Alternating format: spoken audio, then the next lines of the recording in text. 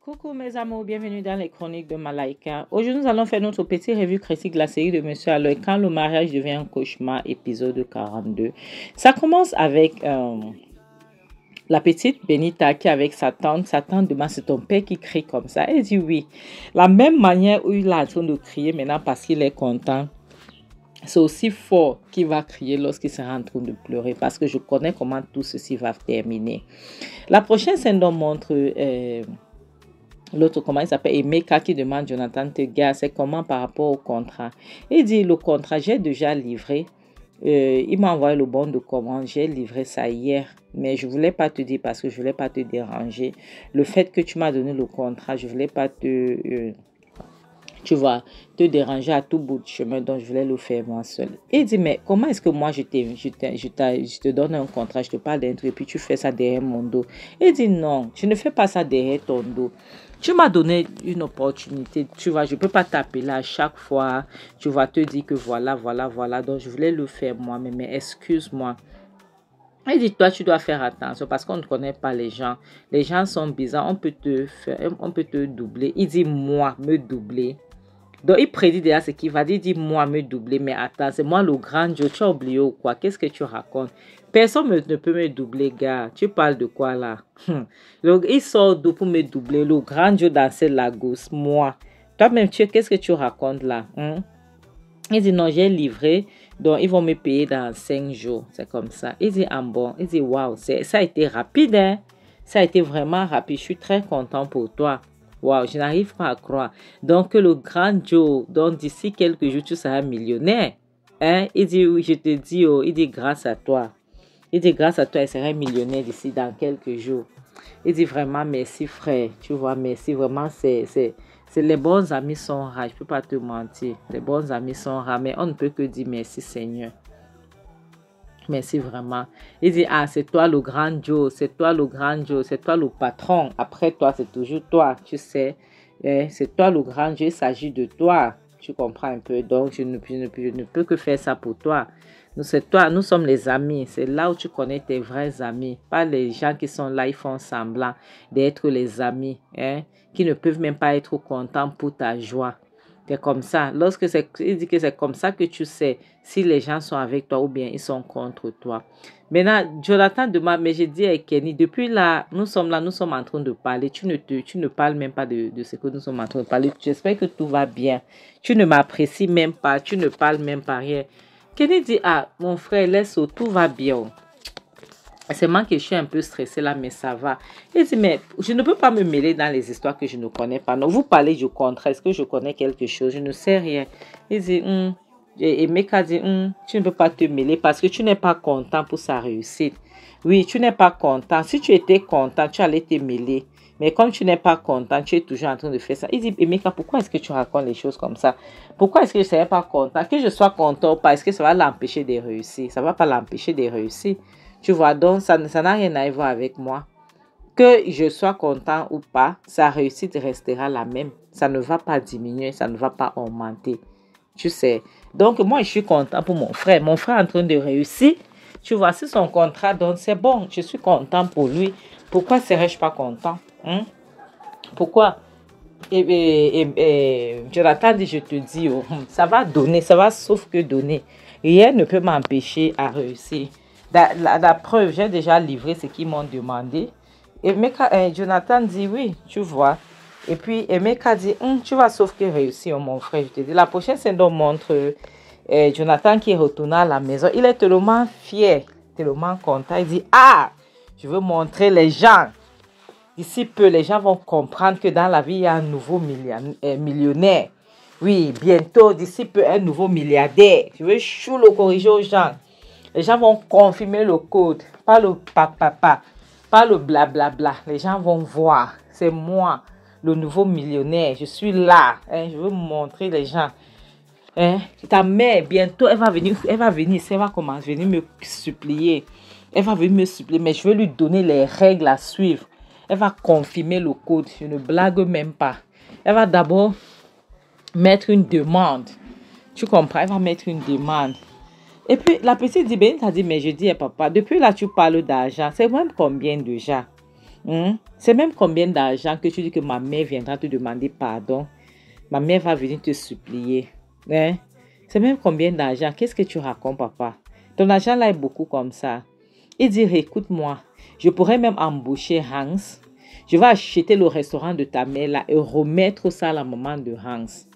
Tu vas voir, oui. Donc, ça ne sert à rien.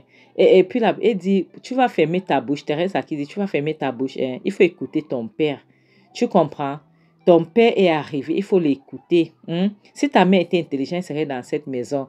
Il dit vraiment, et Meka dit, Thérèse, Jonathan dit, Thérèse, tu es vraiment la seule qui a la sagesse. Il faut conseiller cette fille. Même comme c'est ma fille, elle ne comprend pas, elle est têtue. Elle dit, papa, tu auras combien pour pouvoir dire que tu vas acheter le restaurant de ma mère? Tu écoutes, tu t'entends parler. Jusqu'à dire que ma mère viendra ici te demander pardon. Dans combien, papa? Monsieur Hans, tu vas acheter le restaurant pour donner à sa mère. Monsieur Hans, tu pourras l'embaucher. Papa, tu t'entends parler. L'argent là est beaucoup comme ça. C'est de combien nous sommes en train de parler. Là, on parle de combien là? Parce que je n'ai pas l'impression. Il dit, papa, pourquoi est-ce que tu vas mettre la charrue avant les bœufs? Il faut attendre que l'argent arrive d'abord. Et là, tu pourras parler. Pas que l'argent, parce que moi, je connais comment les choses font souvent, hein, papa. Pas qu'avant que l'argent n'arrive, puis après, demain, l'argent n'arrive pas. Son père dit, pas à ce moment-ci. Tu vas voir, d'ici peu, vous n'allez plus manger les nourritures qui ont dormi pendant 3 jours, vous allez manger les nourritures fraîches, hein, en plus. Et puis, elle dit, papa, j'espère que tu vas embaucher une bonne qui va préparer pour nous. J'espère. Et puis, Thérèse a dit, embaucher quelle bonne? Je suis là pourquoi? Je suis là pour m'occuper de vous. Pourquoi est-ce qu'il va embaucher une bonne? Et puis, Jonathan demande, j'ai dit à Thérèse, c'est quoi ça? C'est quel manque de respect ça? Il faut parler à ta nièce, hein.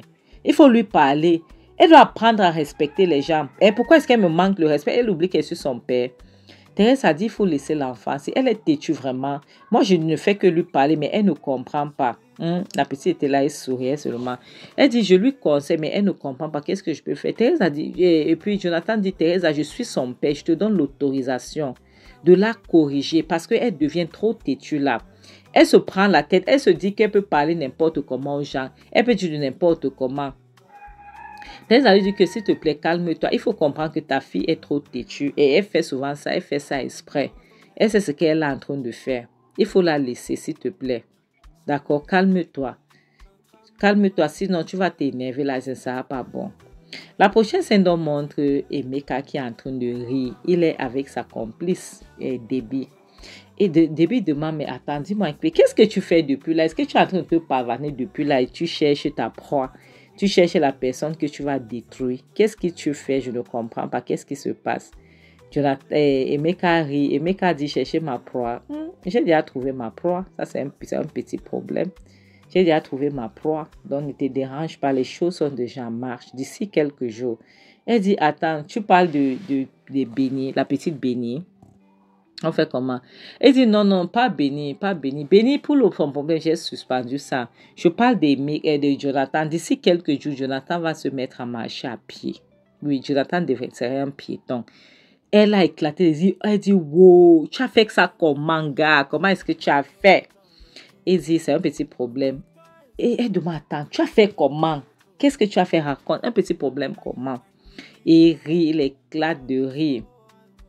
Il éclate de rire. Elle dit, dis-moi alors, tu as fait comment?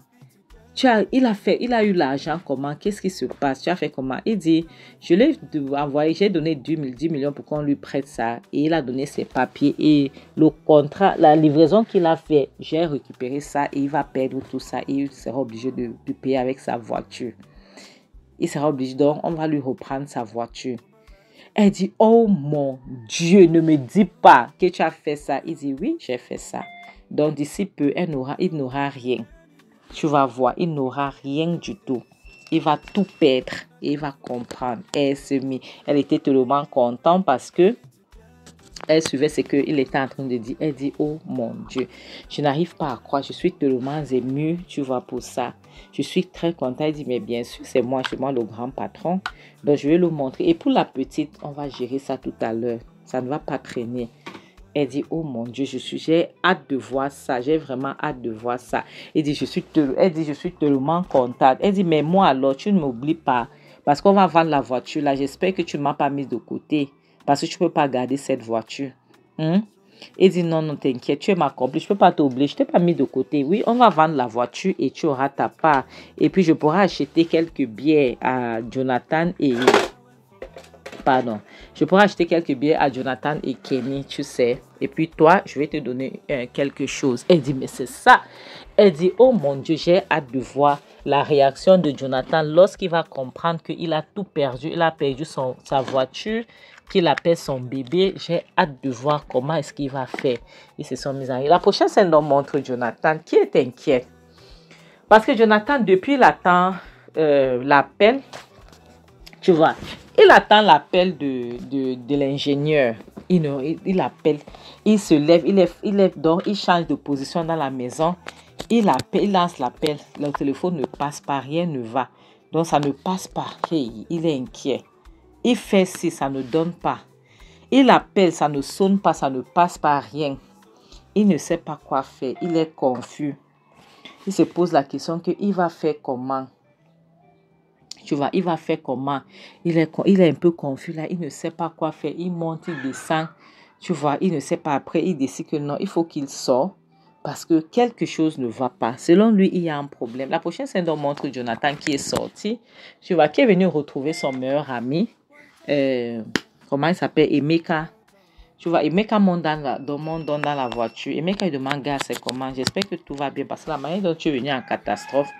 J'espère que ça. Il dit non. Il dit ton gars, son téléphone ne passe pas. Il ne prend pas mes appels. Son téléphone ne passe pas. Il dit mon gars. De quel gars est-ce que tu parles? Moi, je sais que je n'ai qu'un seul gars. Tu es mon seul gars que je connais. Donc, lorsque tu me parles de mon gars là, quel gars j'ai? Quel gars je ne connais personne. Il dit ton gars, l'ingénieur là, non, tu m'as dit que c'était ton ami, c'était ton gars, que je pouvais lui faire confiance. Il dit ah. Il dit c'est pas mon gars, c'est quelqu'un avec qui on traite business ensemble. Tu vois, nous travaillons ensemble. On traite les business de temps en temps. Ce n'est pas mon ami. Moi, à ce que je sache, il n'y a que c'est toi seul qui est mon ami. Tu vois, même Kenny n'est pas mon ami. C'est toi mon ami. Donc, qu'est-ce qui se passe maintenant? Il dit, mais qu'est-ce que tu racontes? Mais ce n'est pas ce que tu m'avais dit. Tu m'avais dit que je pouvais faire confiance à cet homme. Ok, que je pouvais travailler avec lui sans problème parce que tu as eu à travailler avec lui plusieurs fois dans le passé et que c'est ton ami. Qu'est-ce que tu racontes maintenant? Il dit, oui, je sais, je te dis ça. Il dit, mais qu'est-ce qui se passe? Mais calme-toi. Peut-être qu'il est occupé. C'est pour ça qu'il ne prend pas. Calme-toi. Le téléphone va passer après. Pourquoi est-ce que tu t'inquiètes autant? Il dit, non, tu ne peux pas me dire ça. Il m'avait dit 5 jours. Mais ça fait plus d'une semaine maintenant. Tu vois, je suis inquiet. Parce que la personne qui m'avait prêté les 10 millions là ne fait que me harceler. Tu sais que les papiers de ma voiture avec lui. Maintenant, son téléphone, il s'est mis à sonner. Il demande c'est qui? Il dit, mais décroche ton téléphone. Ton téléphone sonne, décroche. Pourquoi tu ne décroches pas? Il dit, je ne peux pas décrocher. C'est le gars de 10 millions là. Il dit, non, décroche, tu parles avec lui. Si tu ne décroches pas, c'est pas bien. Il décroche. Il dit, allô?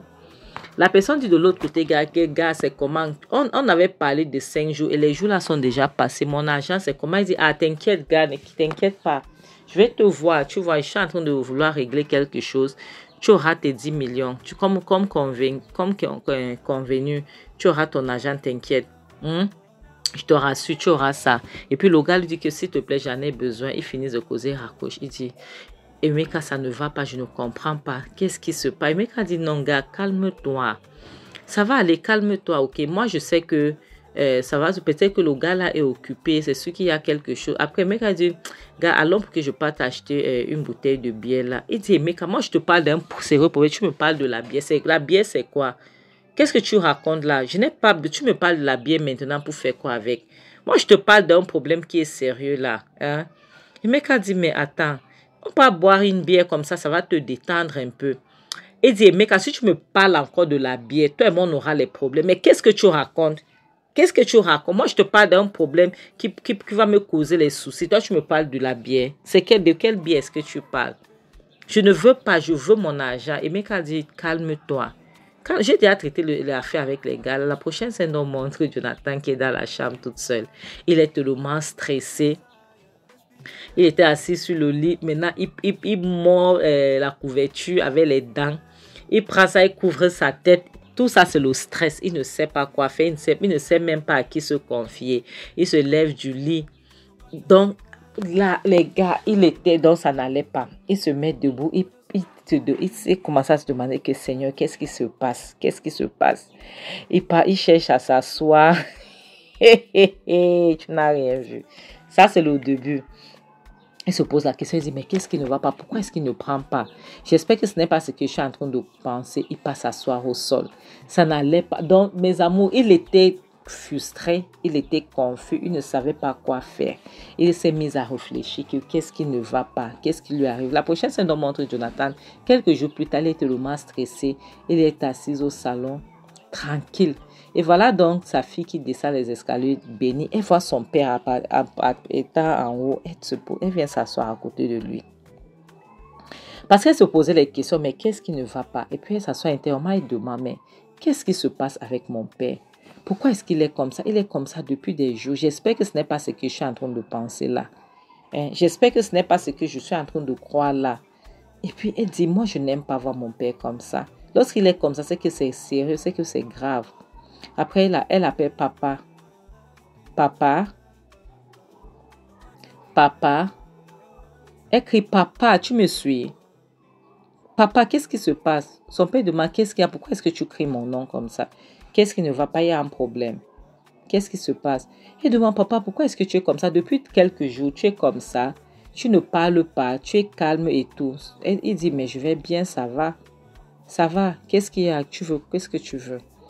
Elle demande, papa, l'autre jour, tu parlais de ton contrat ici, que tu partais livrer, on devait te donner l'argent dans 5 jours. Les 5 jours là sont déjà passés. Ça fait plus de 5 jours. C'est comment alors par rapport au chèque? Elle dit, ils sont en train d'essayer de régler ça, ça va aller. Ils vont m'appeler d'ici peu pour venir récupérer. Hein? Donc pour le moment, j'attends qu'ils puissent m'appeler. Mais ça va aller, ils m'ont dit que c'est bon. Elle dit, tu es sûr? Parce que la manière dont tu es calme là depuis là, ça m'inquiète, je m'inquiète pour toi. Tu es sûr que tout va bien? Si ça ne va pas, essaye d'en parler, s'il te plaît. Son père dit, je vais bien, Benita. Ok, ça va, tout va bien, t'inquiète.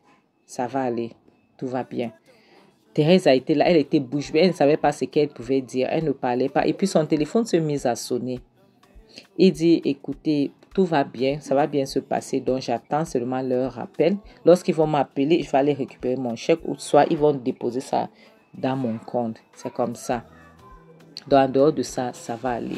Son téléphone ne fait que sonner. Il ne veut pas décrocher. Ça sonne, il regarde. C'est les gens de 10 millions, là, les 10 millions, le prêt de 10 millions, ce sont eux qui appellent. Thérèse, et puis la petite dit, papa, mais ton téléphone sonne depuis. Qu'est-ce qui se passe? Décroche. Il dit, oui, je sais. Mon téléphone sonne. C'est quoi le problème? Qu'est-ce qu'il y a? Elle dit, mais papa, vas-y, décroche ton téléphone, s'il te plaît. Ok, décroche ton téléphone. Il prend dans son téléphone. Il se lève, il s'en va. Mes amours, c'est ici qu'on va s'arrêter. On va faire ça en 2 parties parce que c'est tellement long. Donc, je vais vous relancer la deuxième partie. Mes amours, vous voyez alors, on dit souvent que faites attention des gens qui vous entourent. C'est très dangereux parce que ce sont eux qui peuvent facilement vous vendre. Ok? Mes amours, on se voit dans la deuxième partie. À tout à l'heure. Bisous. Bye.